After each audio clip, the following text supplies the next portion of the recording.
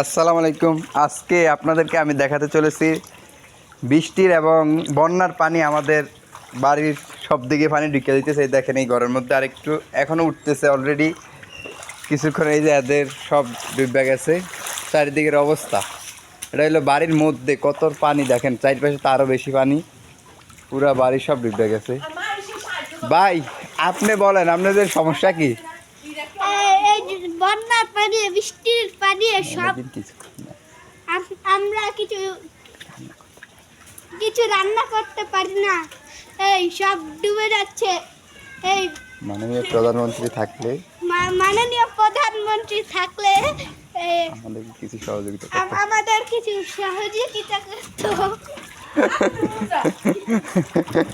ওনার দাবি হচ্ছে ওনাদেরকে সহযোগিতা করা। আমাদের মাননীয় প্রধানমন্ত্রী থাকলে ওনাদেরকে সহযোগিতা করতে। এখন কে করবে?